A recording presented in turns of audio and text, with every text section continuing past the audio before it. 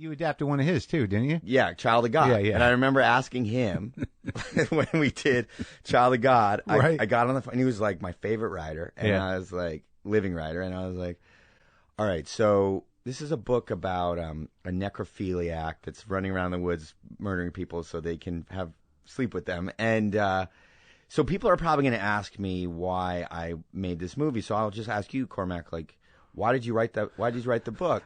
And this is his answer. Yeah, I don't know, James. Probably some dumbass reason. It's an amazing performance by Scott Hayes. I'll just say that. And his name was Lester Ballard, a child of God, much like yourself, perhaps. A lot of actors I could have gone to, and big names and all of that. And I knew when we started going that Scott was the person for this. And It is. I mean, it is tired. And that is, she's going to hand me that there tiger. You see right where you is. I don't find that. Amazing performance by Scott. Sheriff, Let's go. where do you reckon they is, Sheriff? You oughtn't to mind helping us unscramble a little misunderstanding. Okay. Actually, I had my girlfriend and I really went through the script together, so I wanted to get her take on a lot of stuff in terms of what parts of myself that I could see in this. So it has more, it has heart to it. It's not just some maniac that's running around doing these deeds. He's a man truly isolated. This is a book about a necrophiliac. For some reason, the Joker came to mind a lot for me. And then the other one that James brought up is Taxi Driver. I felt like The Joker as in Batman? Joker as in, Yeah. Batman, as in like...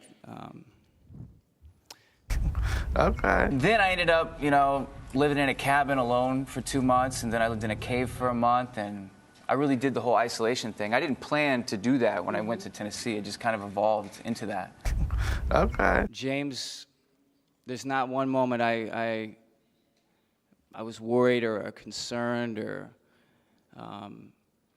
he gave me complete freedom. I think, I've seen the clips of the movie, and your character seems like a certified psycho. He's like literally scary. And the elbow rest is permitted. Oh, that right. I don't need no rest.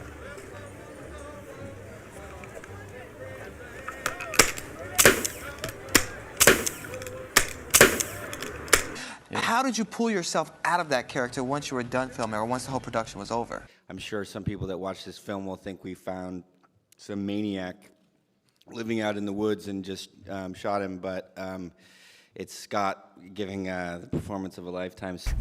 Okay. I love using literature, especially books by people that my favorite authors. So I've been fortunate enough to adapt Cormac McCarthy and William Faulkner.